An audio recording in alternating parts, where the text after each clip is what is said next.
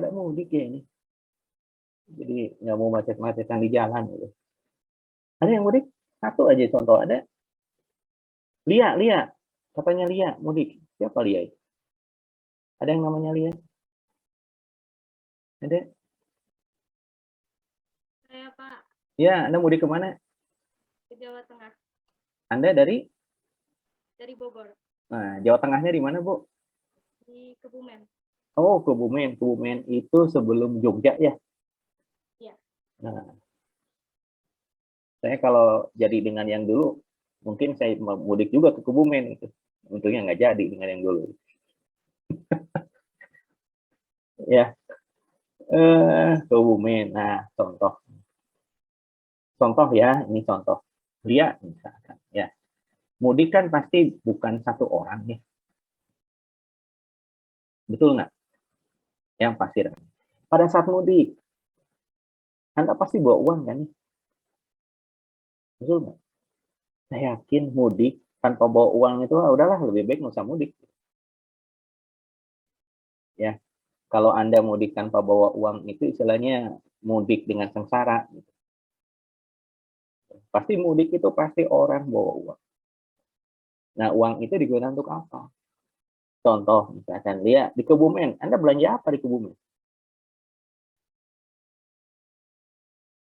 Oleh-oleh. Apalagi bakso, misalkan beli gitu nggak? Iya, buat makan juga. Tiga. Soalnya teman saya itu istrinya asli orang Kebumen. Kemarin pun dia ke sana. Nah, ketika dia itu belanja misalkan oleh-oleh, berarti kan ada transaksi. Kalau satu orang, dia misalkan membelanjakan uang 50.000, berarti ada uang yang masuk di Kebumen 50.000. Ngerti nggak maksudnya? Ngerti nggak pola pikirnya? Kalau misalkan yang ke Kebumen itu yang mudik ada 1.000 orang lihat yang membelanjakan tiap orang itu 50.000, berarti ada uang masuk ke Kebumen itu 50.000 dikali taruhlah 1.000 orang. Itu kan perputaran uang.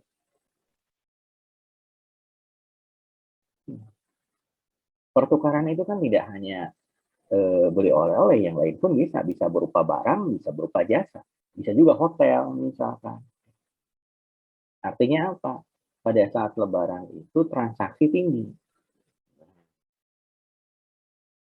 Saya hubungkan cerita ini dengan apa? Nah, kalau saya tanya, siapa penyedia uang? Ayo, siapa penyedia uang?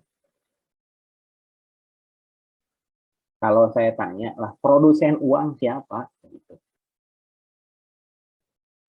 BI bukan Pak? BI boleh. Kalau saya sebut bank lah ya, belum kerana BI ya, belum kerana BI. Saya sebutlah bank. Nah, sekarang kalau misalkan saya tanya, bank itu sama nggak perilakunya dengan Alfamart, dengan Indomart, dengan Jogja, dengan Hypermart? Sama nggak perilakunya pada saat akan menjelang Lebaran? Lihat, Anda harus peka nih sini, perilakunya itu perilaku apa? Anda harus peka, sama nggak perilakunya? Tahu perilaku apa? Contoh, Indomart, Alfamart, atau supermarket, hypermarket. Begitu mau Lebaran itu kan di koridornya itu udah minuman-minuman berjajar, kue-kue kaleng berjajar, betul nggak? Kurma, misalnya seperti itu berjajar kan? Sebelumnya kan nggak ada seperti itu. Nah, itu kan persediaan sebelum Lebaran kan? Jauh sebelum Lebaran. Nah, kalau misalkan Alfamart, Indomart, dan seterusnya menyediakan barang-barang kebutuhan Lebaran, persediaan stok. Kalau bank, apa yang sediakan? Uang baru Pak, buat ditukar. Pertanyaannya, uang baru atau uang apa nih? Uang yang masih bagus gitu loh, masih rapi sih. Ya.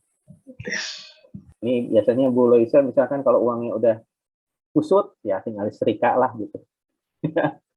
Setrika aja, bagus lagi. Nah, Kalau bank, lain ceritanya, bank itu menyediakan uang cash.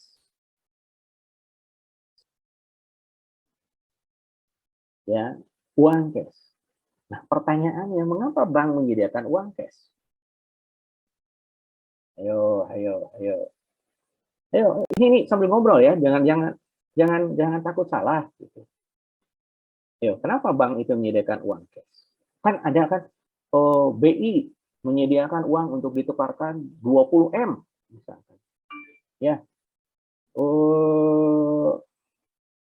Di Bank Mandiri sekian M, BNI sekian M, BCA sekian M untuk menyambut Lebaran. Nah, mengapa menyediakan uang? Uang cash ya, uang cash kenapa?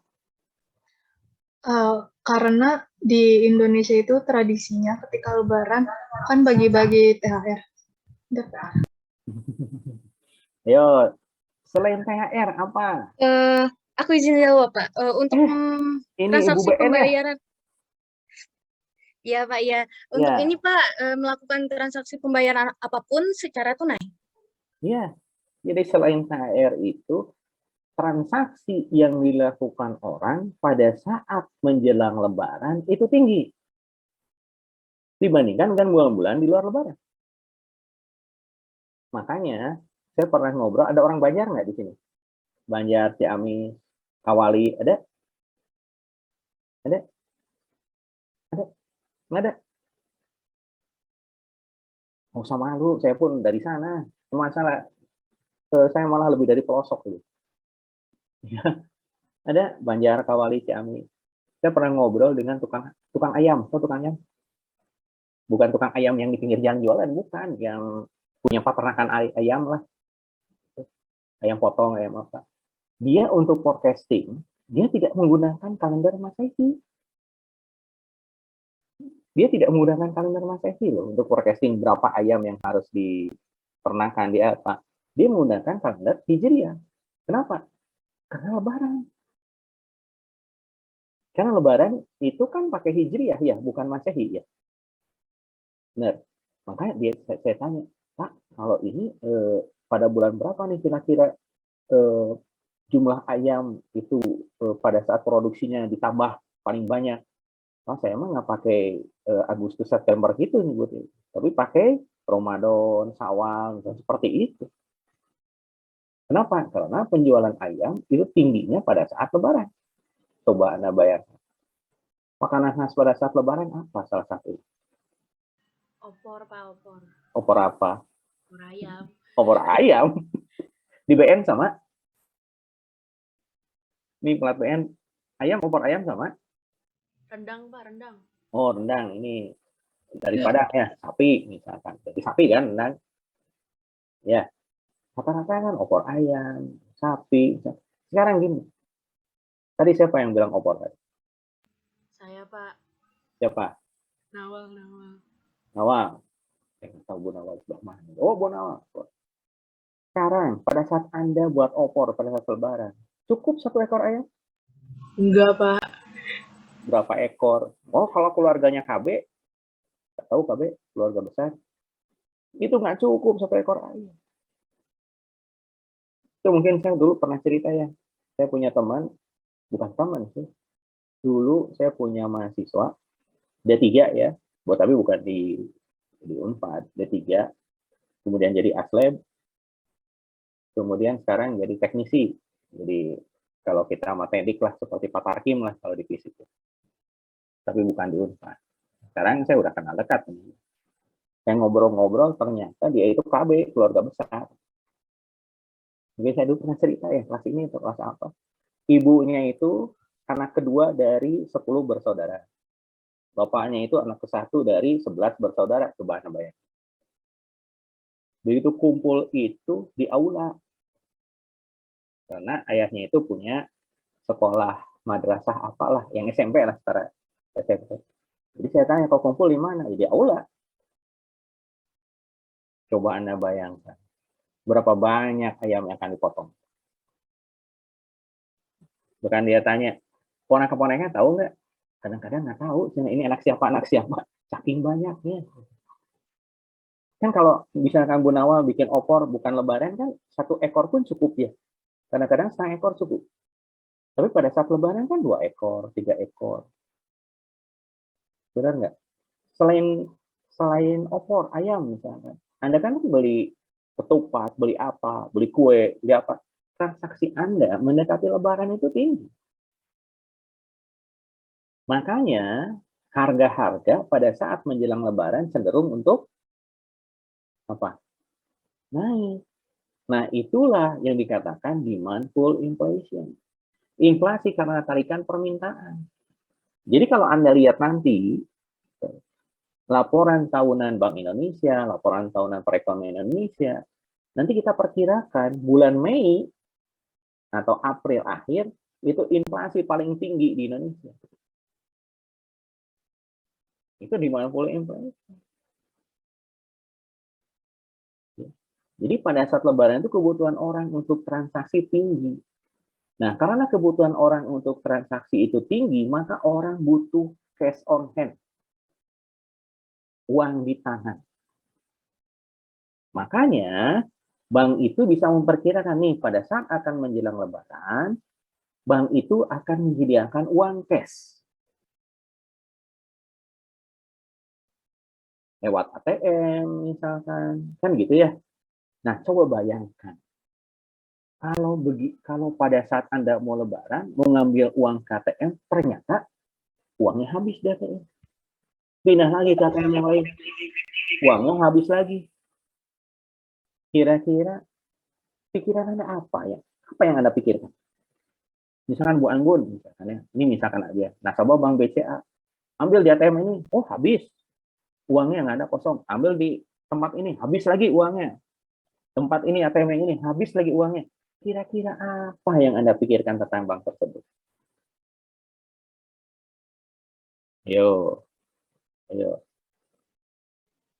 Kalau kalau aku ya Pak, kalau misal ngambil uang di sini habis, ngambil uang di situ habis, ya Bang, nih pemikiran aku sih, Bang udah ngeluarin banyak uang uang tunai gitu kan. Nah, tapi setahuku kalau misalkan kita ke ATM misalkan habis, nah paling tidak kita ke bank gitu untuk minta uang tunainya.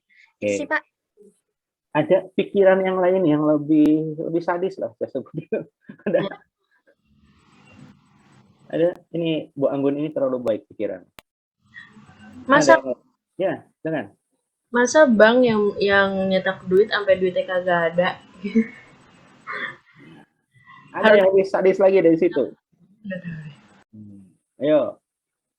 Banknya miskin kali, Pak. Banknya miskin. Ini kayak orang aja miskin. Ayo yang lain lagi. Ada sebut bank miskin. Kurang supply, Pak. Kurang supply apa? Supply uangnya. Nah, kurang supply. Ada lagi yang lain. Bangkrut. Nah, itu jawaban yang lebih mendekati bangkrut, Bang. Kenapa bangkrut? Sekarang kita lihat. Kegiatan utama bank apa ya? Ayo. Menyimpan uang, Pak. Menyimpan uang, selain itu Minjamin juga, Pak. menyimpan. Jadi gini logikanya. Logikanya gini. Kalau saya menyimpan uang di bank, taruhlah 10 juta. Bayangkan, saya menyimpan uang di bank 10 juta. Kemudian, oleh bank, uang itu dikemanakan ya? Diputarkan, dipinjamkan. Dipinjamkan. Oke. Nah, sekarang kita lihat. Uang 10 juta masuk ke bank. Oleh bank, uang 10 juta itu dipinjamkan. Lihat ini. Ketika Anda menabung di bank, keuntungannya apa yang Anda dapat?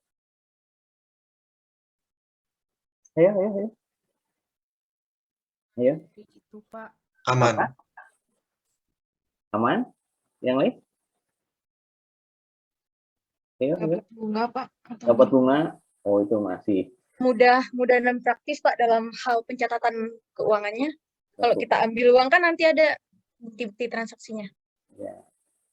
Aman, bukti transaksi, kemudahan. Sebenarnya kalau orang mengatakan, Saya menabung di bank, kenapa? Karena ada tingkat bunga.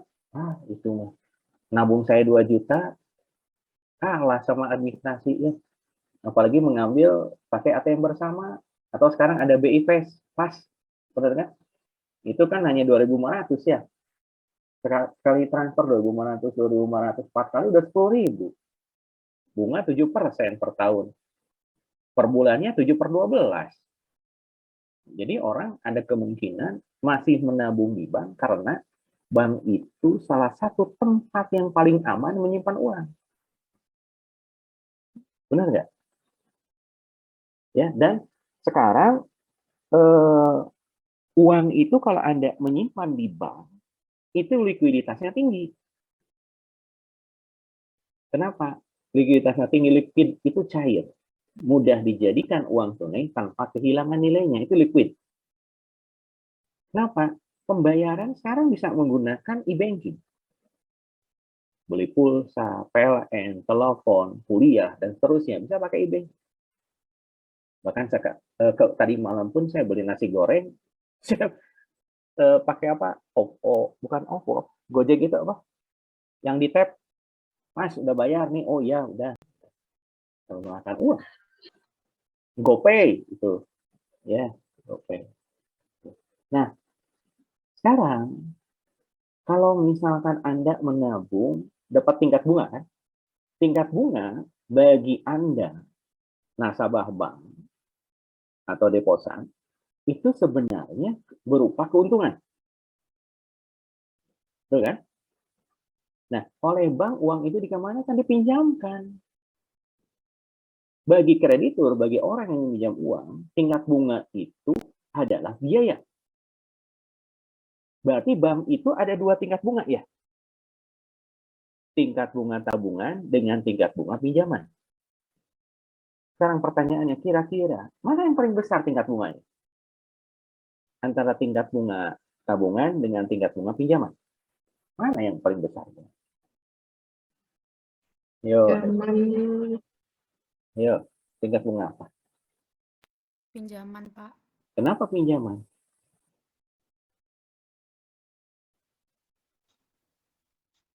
Karena bunga pinjaman tuh membengkak.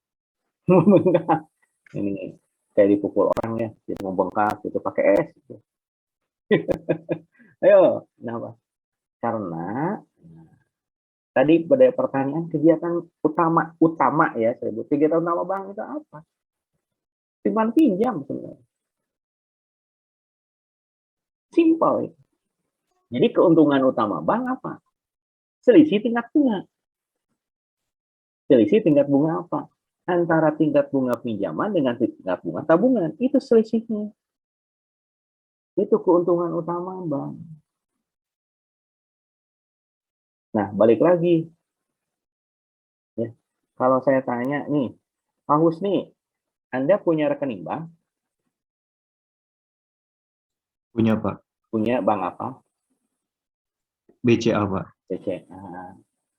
Bu Ladies, ada namanya Ladies? Ini pasti Iya, perempuan. Pak. Ya, Anda punya bank? Nasabah bank? Bank apa? Iya, Pak. BSI. BSI. Oh, bank syariah ya? Iya, Pak. Cuman Ya. cuman boleh ada itu di sini. Di mana Anda? Anda di mana? Di Aceh, Pak. Oh, di Aceh hanya BSI. Ya. Bu BN. Bangun. Nasabah bank apa Anda? BRI, Pak. BRI. Bu Nawal. Ada Nawal ya?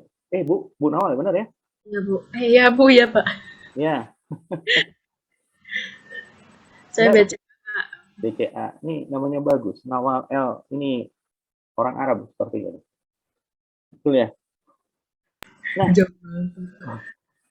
Bu Nawal BCA, ini sama dengan Pak Husni, Bu BN BRI, Bu Ladies BSI. BSI ya karena di sana hanya BSI ya, BSI ini kecualian ya. Nah, pertanyaannya kalau saya tanya, kenapa Pak Husni pilih BCA? Kenapa Bu Anggun pilih BRI? Bukannya BNI, bukannya Mandiri, misalnya. Kenapa? Yo. Ada yang bisa jawab? Kalau saya karena kemudahan transaksinya sih, Pak. Kemudahan transaksi. Oke. Jawaban lain? Kalau saya bunganya. Biaya adminnya dikit, Pak, kecil. Oke, biar admin, kemudian transaksi yang lain. Kalau saya boleh saldonya sampai 0, Pak. Ini tabiat anak kos ini. Menguras habis ATM ini. Ini kelihatan anak kos, jangan diliatin kalau anak kos itu. Ya. Ayo yang lain. Boleh saldo 0, silakan. Yang lain. Yang lain. Ayo. Kenapa tidak pilih Permata misalkan, atau kenapa nggak pilih Century misalkan, ya? Kenapa ya? Ayo. Bank BUMN biar aman. Nggak bakal likuidasi.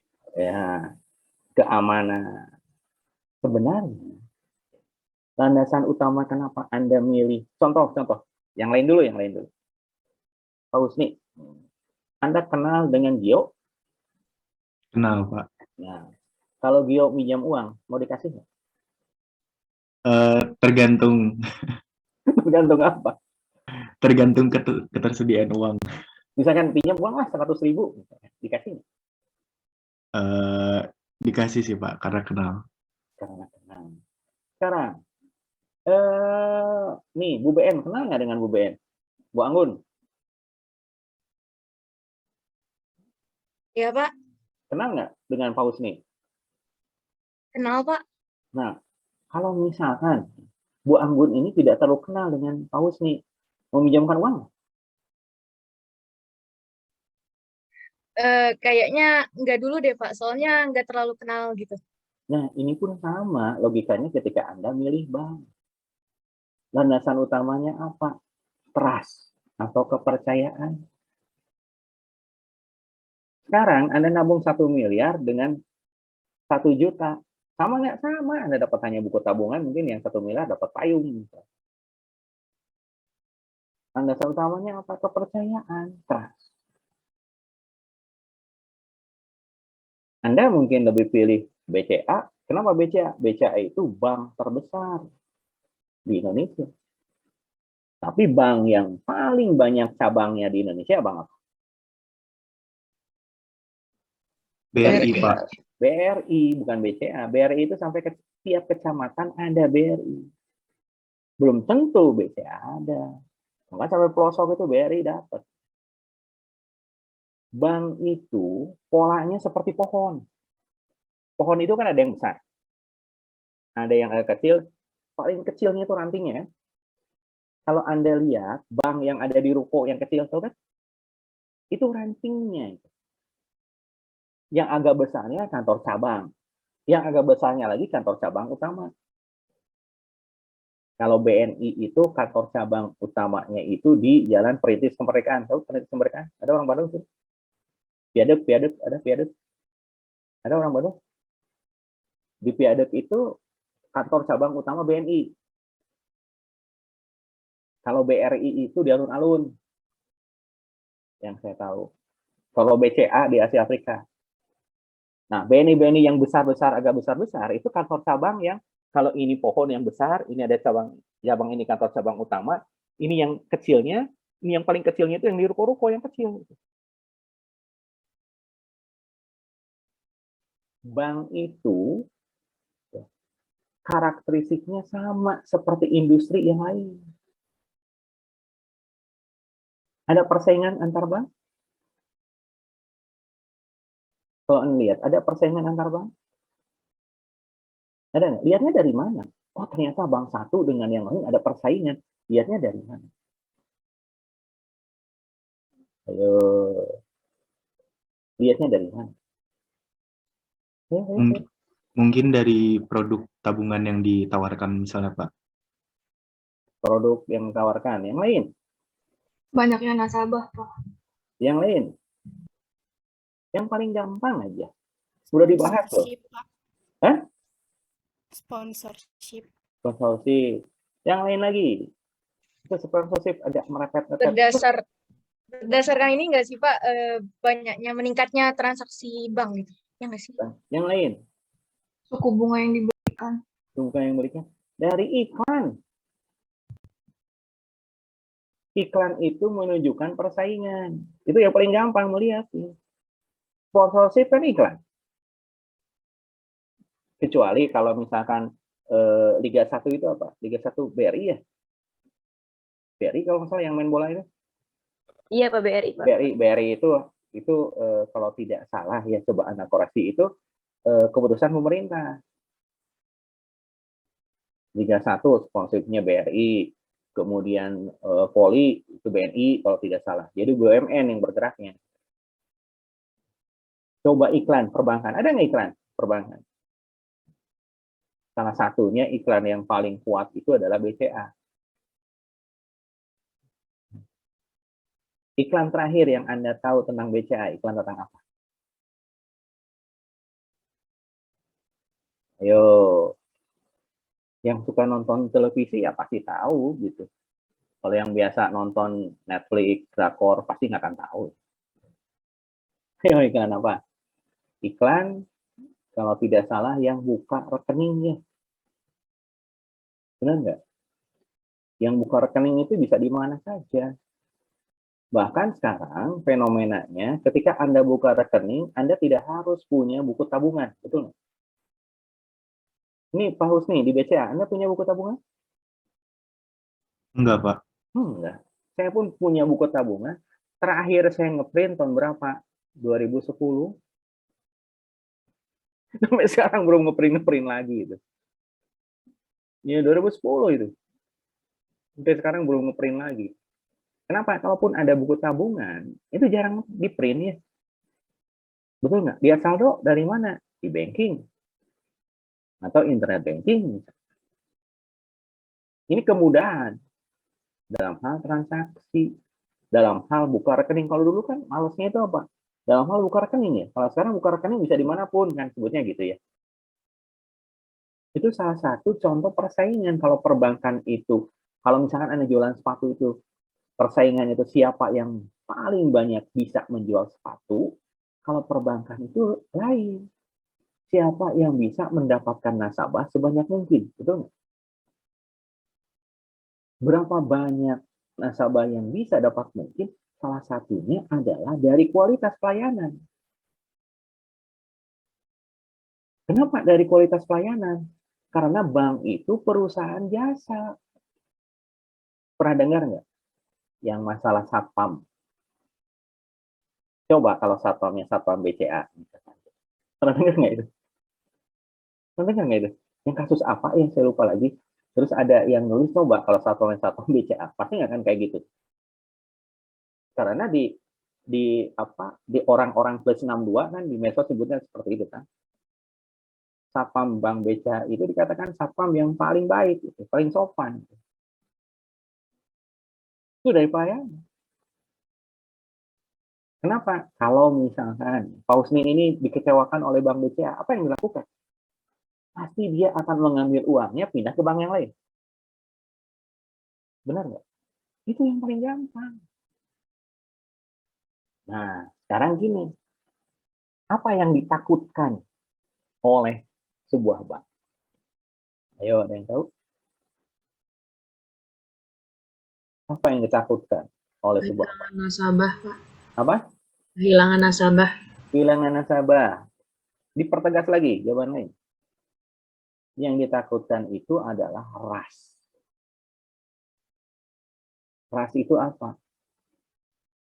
Pengambilan uang oleh nasabahnya secara bersama-sama. Dalam satu waktu. Misalkan nih, digosipkan, wah BCA mau bangkrut. Apa yang dilakukan oleh Pak Husni, Bu Nawal misalnya? Apa yang dilakukan? Pasti segera mungkin bagi KTM, betul nggak? Betul Pak. Nah, itu ras. Nah, pertanyaannya, apakah Bank BCA itu punya uang cash yang cukup ketika ada deposan outflow? Sebutnya itu. Deposan outflow itu ketika nasabahnya mengambil uang secara bersama-sama. Apakah Bank BCA itu punya uang cash yang cukup? Jawabannya tidak. Kenapa? Karena logikanya bagi sebuah perbankan, ketika dia memegang uang tunai lebih lama, kerugian pun lebih besar. Jadi, kalau Anda berbicara di manajemen perbankan, Ketika bank itu mendapatkan tabungan sebesar 1 juta, dilemanya itu apa? Ada 2, profitabilitas, likuiditas. Pernah dengar? Apakah uang 1 juta itu semuanya ke profit? Apakah uang 1 juta itu ke likuiditas? Pertanyaannya, kalau uang 1 juta itu semuanya ke profit, dipinjamkan misalkan ya, wah dia dapat keuntungan besar kan? Tapi secara likuiditas nggak ada. Kalau ada deposit outflow, dia nggak ada uang cash. Tapi kalau semuanya ke likuiditas, profit nggak ada, tapi kalau ada deposit outflow, uang cashnya ada. Nah, itu dilema perbankan. Jadi pada saat lebaran itu, bank itu harus memperkirakan nih, pada saat lebaran harus lebih banyak uang cash. Kenapa? Pasti banyak nasabahnya akan mengambil uang. Kalau begitu mau mengambil uang, kemudian uangnya tidak ada, apa yang terjadi? Wah, ini bank ini kesulitan likuiditas, pernah dengar? Nah, dikatakan kesulitan likuiditas itu gampangnya itu paling gampang. Bank itu tidak punya cash on hand. Cash on hand-nya tidak cukup. Makanya disebut bank kesulitan likuiditas. Kenapa? Terlalu banyak meminjamkan. Dia meminjamkan uang, tapi dari pinjamannya tidak balik lagi. Itulah bank disebutnya kekurangan likuiditas. Kan ada yang disebut bantuan likuiditas yang sampai sekarang belum selesai. Kasus 2008-2010 ya kalau tidak salah. BLBI. Bantuan likuiditas Bank Indonesia, pernah dengar?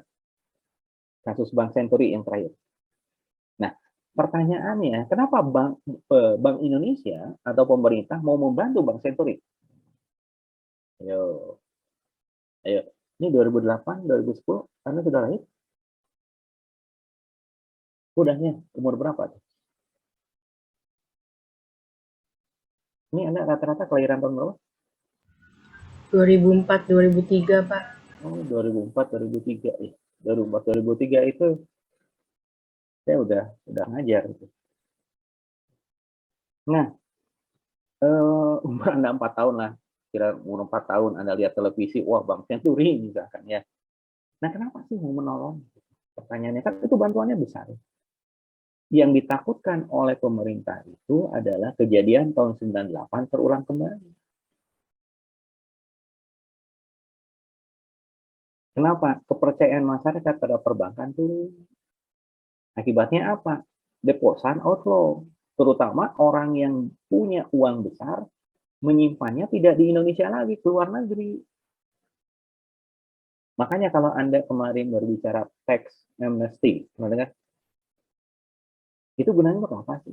Untuk menarik nasabah yang menyimpan uangnya di luar negeri masuk ke Indonesia. Artinya apa? Kalau uang masuk ke Indonesia, masuk ke perbankan Indonesia, pasti akan disalurkan melalui apa? Melalui pinjaman. Itu akan mempercepat pertumbuhan ekonomi.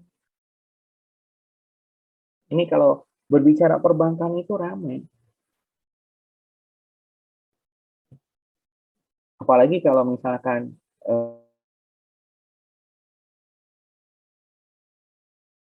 bank itu berada di dalam lembaga keuangan. Nah, kalau berbicara lembaga atau institusi, kalau saya sebut Unpad, ITB, UI, misalkan ITENAS, misalkan ya, Undi, disebutnya lembaga Pendidikan. pendidikan. Oke, sekarang Anda pernah SD ya? Pernah SMP, pernah SMA. SD, SMP, SMA, sama nggak masuk dalam lembaga pendidikan? Sama, bahkan PAUD pun masuk ya. Tapi ada yang formal, ada yang informal gitu ya.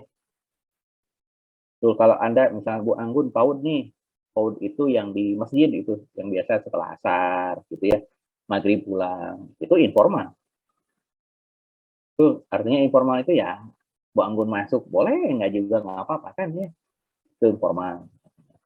Nah sekarang kalau saya berbicara aturan main, rule of game, SD, SMP, SMA, universitas, sama nggak aturan mainnya? Ayo. Nanti saya kaitkan ke lembaga keuangan ya.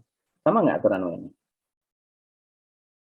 Jawabannya sama.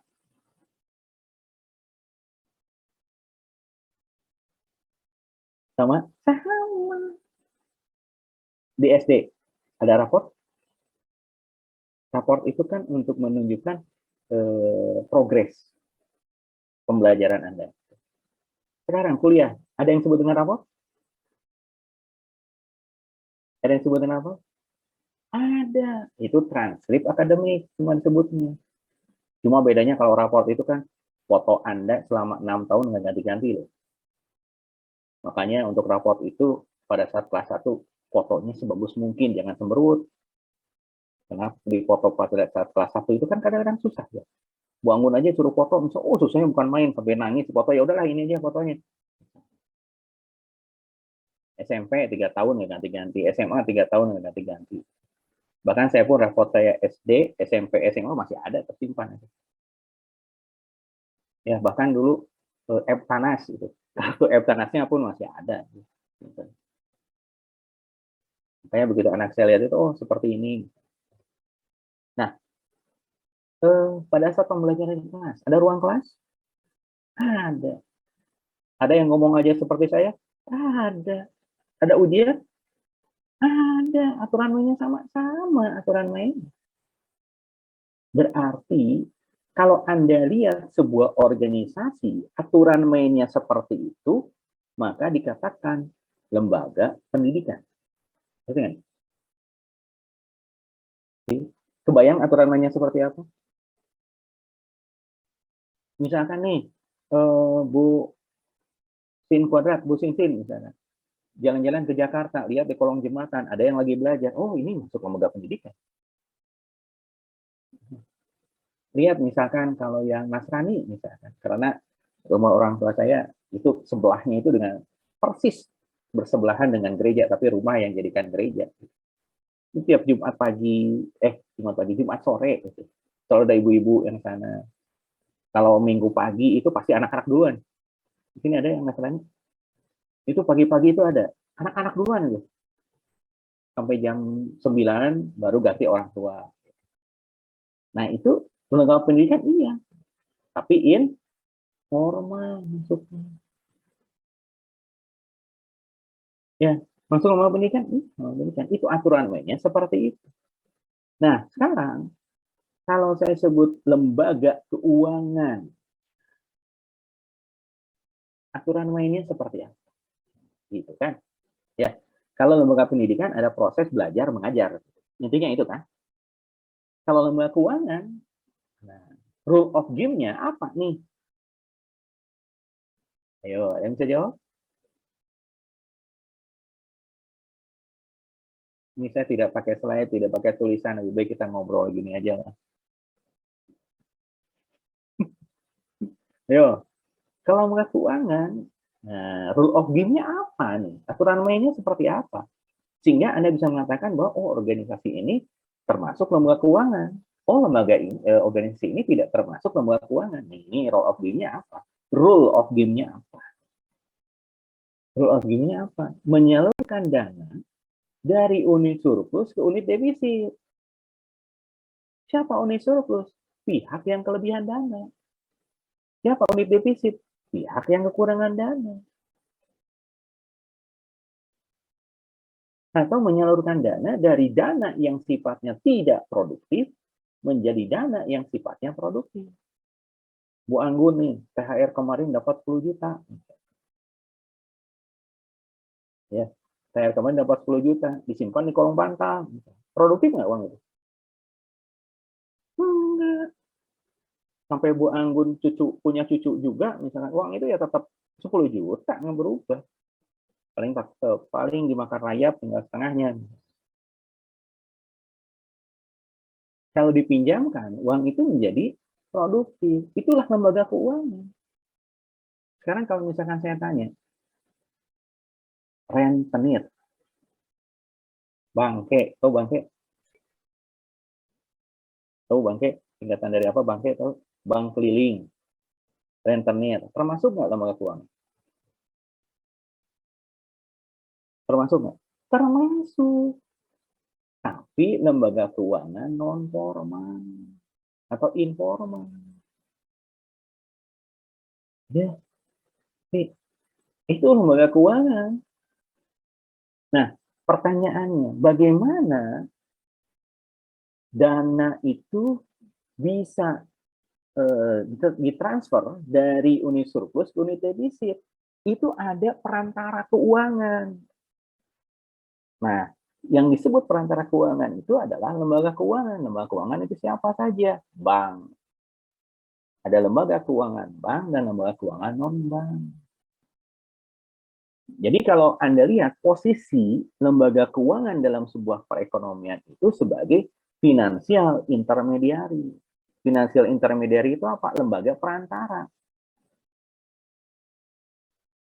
Lembaga perantara apa? Menyalurkan dana dari unit surplus ke unit defisit. Sekarang pertanyaannya, kalau Anda nabung di bank 1 juta, tahu nggak uang Anda itu dikemanakan? Tahu nggak siapa yang meminjam uang Anda? Tidak tahu ya? Itu disebutnya indirect finance. Pembiayaan secara tidak langsung. Indirect finance. Unit surplus, lembaga keuangan, atau bank, unit defisit. Kalau melalui bank, itu sebutnya indirect finance. Tapi kalau unit surplus, misalkan melalui pasar modal, kemudian di sininya unit defisit, itu sebutnya direct finance, pembiayaan secara langsung. Kemudian juga ada yang disebut dengan semi-direct. Kalau semi-direct finance, unit surplus, broker, atau pialang baru masuk ke unit defisit. Jadi sekali lagi, posisi lembaga keuangan dalam sebuah perekonomian itu apa? Lembaga perantara keuangan. Menyalurkan dana dari unit surplus ke unit defisit. Itu lembaga keuangan. Lembaga keuangan dibagi 2. Ada yang tahu apa? Lembaga keuangan bank dan lembaga keuangan non-bank. Lembaga keuangan bank dibagi menjadi 3. Apa saja? Bank umum, bank sentral, BPR. Tuh. Apa bedanya bank umum dan bank sentral? BPR. Jangan dengan bank sentral, dengan BPR. Bedanya apa? BPR dengan bank umum bedanya apa? Bedanya simpel. Bedanya BPR tidak bisa menerima simpanan secara langsung dari masyarakat dalam bentuk apa? Rekening giro. Tahu rekening giro? Cek. Jadi Anda menyimpan rekening giro di BPR nggak bisa. Nah, ini bahasan terakhir lah. Kita nggak usah lama-lama. Bank umum. Ini menarik, dong. Bank umum ini dalam kegiatannya, dalam melakukan kegiatannya ada 2. Ada yang disebut dengan bank konvensional dan bank syariah. Ini dulu banyak yang salah kaprah. Bank syariah itu banknya orang Islam. Salah. Salah itu.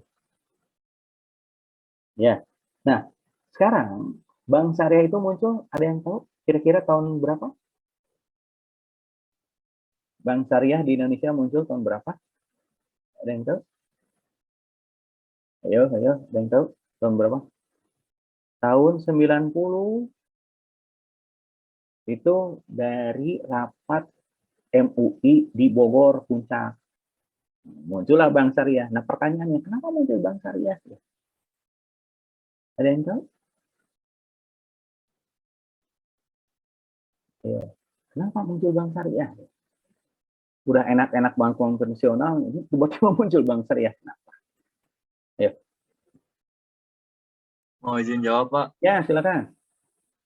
Mungkin karena tadi yang mengesahkan kan orang-orang yang emang beragama gitu ya. Dimana di Islam kan praktik riba itu kan dilarang. Nah, dimana bank-bank konvensional kan banyak praktik ribanya. Nah, mungkin kenapa bank syariah ini muncul Karena kan bank syariah sendiri kan terkenal dengan jargonnya yang nggak ada ribanya gitu lah. Jadi ya itu mungkin alasan bank syariah muncul tuh agar orang-orang Islam itu tetap bisa menggunakan layanan bank tapi tidak melanggar aturan agama gitu Pak. Ya. Tuh. Riba itu bukan haram. Betul nggak? Ya. Kalau haram kan orang pasti tidak akan menabung di bank konvensional ya. Nah, sekarang fenomenanya coba Anda cek. Saya tidak pro sini, kontra sini, enggak lah. Kita lihat tengah-tengah ya. Kadang-kadang ya orang yang muslim itu sendiri ada punya rekening syariah, ada yang punya rekening di konvensional ya. Ada dua. Ya, ini riba kan, riba bukan haram. Tapi sebenarnya artikel dulu yang saya baca tahun 90-an, orang kenapa muncul bank syariah itu sebenarnya bukan karena masalah agama. Masalah ketidakadilan, ketidakpuasan. Ketidakpuasan apa? Mengenai risiko. Kenapa? Sekarang gini, bank konvensional itu berbicara tingkat bunga ya. Kan itu ya. Kalau bank syariah kan bagi hasil. Betul. Nah, kalau di bank konvensional, ya, Bu Anggun ini pinjam uang di bank konvensional untuk apa? Usaha buat roti. Bro pinjamnya 100 juta. Mengajukan proposal, mengajukan apa nih, dikasih 100 juta uang. Uangnya kan yang dikasih. Tuh. 100 juta. Oh, Bu Anggun ini bulan pertama, ini 100 juta harus dikembalikan dalam waktu 5 tahun. Sebulannya sekian juta harus bayar. Begitu 6 bulan, usaha Bu Anggun ini bangkrut. Ngerti nggak nih? Nah, apa yang terjadi? Bu Anggun itu harus tetap melanjutkan cicilannya sampai beres. Bank itu nggak mau tahu, pokoknya saya harus dapat tiap bulan sekian juta dari Bu Anggun. Artinya resiko seakan-akan ditanggung satu pihak. Sama halnya Bu Anggun itu nabung di Bank BCA 1 miliar. Tiap bulan itu dia harus mendapatkan tingkat bunga sekian persen. Mau Bank BCA mau bangkrut, mau bukan bangkrut ya, bangkrut terlalu jauh. Bank BCA mengalami kerugian, misalkan profitnya turun, Bank Anggun harus tetap dapat tingkat bunga sekian juta per bulan. Resiko tanggung sebelah pihak. Nah, kalau bank konvensional itu, bank syariah itu sebenarnya berbicara bagi hasil. Bagi hasil itu kan di pedesaan kadang-kadang kan orang sebutnya maro itu. Ya. Jadi misalkan nih, Bu Anggun punya tanah 1 hektar di desa. Bu Anggun itu udah kerja di Jakarta. Awalnya di BN itu masih desa lah, di desa yang terpencil misalkan. Saya punya nih tanah 1 hektar. Tanah itu sawah semua. Karena Bu Anggun di Jakarta kan nggak ada yang ngelola ya. Ada orang tuh di sana. Ini mau nggak mengelola tanah saya 1 hektar? Ya udah tanami padi aja. Nanti keuntungannya 60 bagi saya, 40 bagi Anda. Mau nggak? Itu yang disebut akad dalam bank syariah. Kalau misalkan hasil panennya itu 10 kintal, maka 60 kintal buat Bu Anggun, 40 kintal buat si penggarap. Kalau hasil panennya turun jadi 5 kintal, ya dua-duanya turun kan? Nah, itu risiko ditanggung dua belah pihak. Kalau dilihat keuntungannya mana? Keuntungan dari segi keuntungan, coba Anda hitung-hitung. Bank syariah dengan bank konvensional itu relatif sama keuntungannya.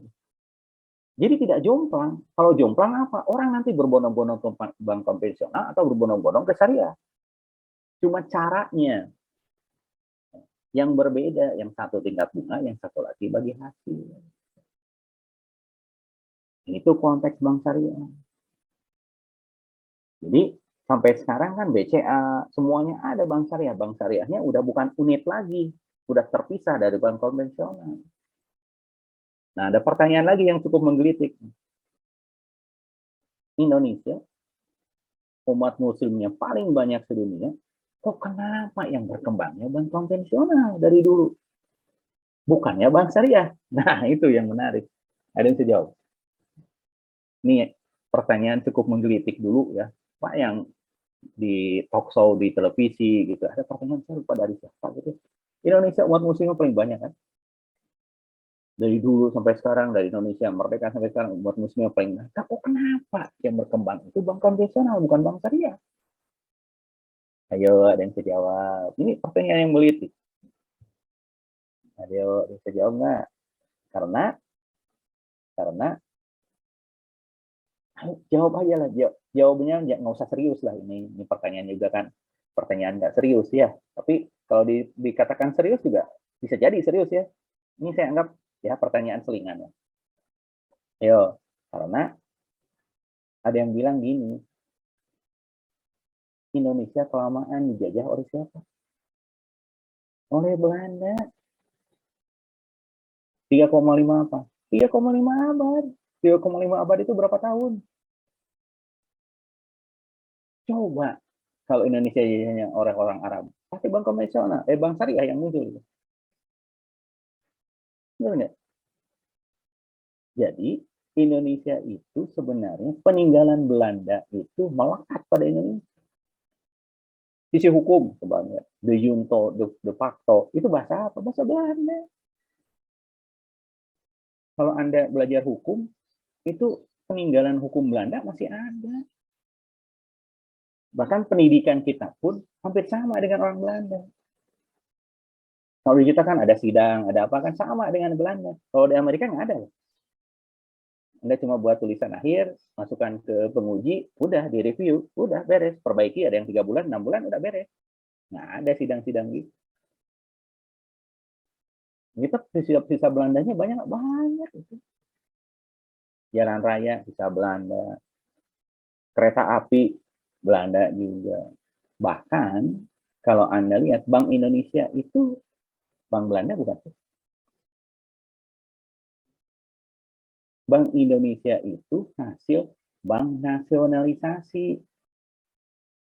Seperti pemain bola lah itu. Pemain bola kan ada ya dinaturalisasi, bukan naturalisasi apa? Sebutnya apa? Yang sekarang main di Vietnam itu bukan naturalisasi apa? Naturalisasi ya, betul ya? Ya, kalau ini sebutnya nasionalisasi. Jadi Bank Indonesia itu dulu disebutnya di Javas Bank. Kemudian dinasionalisasi jadi Bank Indonesia. Dulu Bank Indonesia itu setara dengan bank umum, disebut juga bank sirkulasi.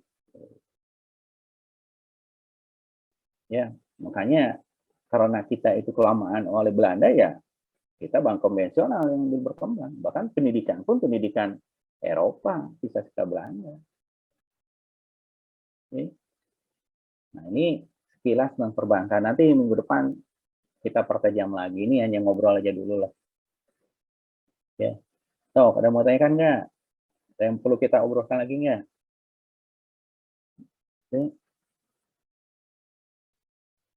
Dek, ini saya dengar gosip ya. Katanya D4 pindah ke Dipati Ukur ya? Ini gosip, biasakan gosip itu cepat menyebar. Ya, ini kan gosip di pendidikan itu kan seperti di Lambe Turah itu cepat gitu. Lambe nyinyir, Lambe Turah, wah plus 62 gitu kan ya. Katanya saya dengar-dengar sih tahun 2024 itu akan ada fakultas baru namanya Fakultas Vokasi. Jadi D4 itu akan pindah di Dipati Ukur. Enak di Dipati Ukur. Saya yang nggak enak itu. Jadi jadwal harus benar nih. Jadi jangan sampai pagi-pagi di Dipati Ukur, siangnya Jatinangor. Waduh, berabe itu. Tapi nggak apa-apa kalau Anda nanti ke Jatinangor, kalau Anda punya kendaraan lewat tol itu enak. Lewat tol keluar, oh udah gerbang utama itu. Jadi keren ya Pak.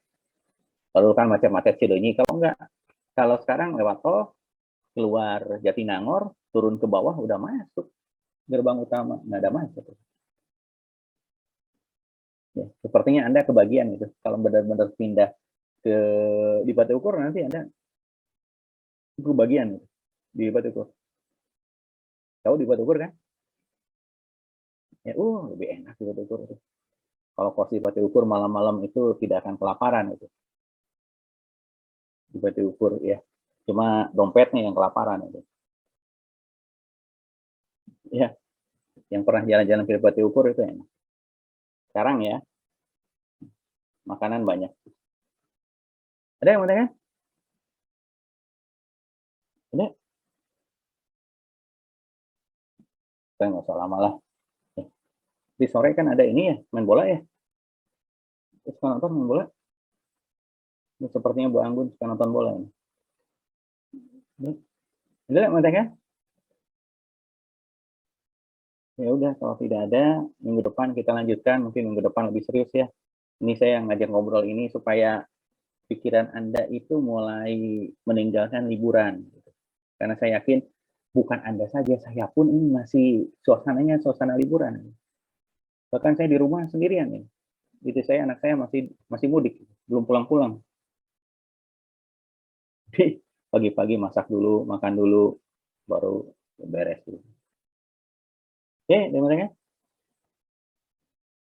Nah, nanti minggu depan, nanti saya berikan kasus sederhana, ya. Kelompok udah buat kelompok ya? Udah buat kelompok belum? Nanti saya buatkan kelompoknya 4 sampai 5 orang. Nanti kasus-kasus tersebut coba Anda selesaikan per kelompok, ini tugas kelompok. Nanti pertemuan selanjutnya kita coba bahas, nanti saya pilih beberapa kelompok untuk presentasi. Oke, tapi semuanya mengerjakan, tapi ada kemungkinan tidak semua presentasi. Kenapa? Karena kasusnya sama. Jadi saya pilih lah, misalkan kelompok ini yang presentasi, kelompok ini yang presentasi. Pembagian kelompok nanti saya yang buat. Ya, kalau misalkan belum ya, nanti kelompoknya saya buat. Nanti minggu depan saya berikan kasusnya. Oke, pertanyaannya atau topiknya nanti Anda tinggal buat paparannya. Oke, jadi coba kuliahnya tidak hanya saya yang berbicara, nanti coba gantian Anda yang berbicara ya. Nanti saya cuma mendengarkan. Gitu. Oke, udah ada yang mau tanya? Ya udah, kalau tidak ada,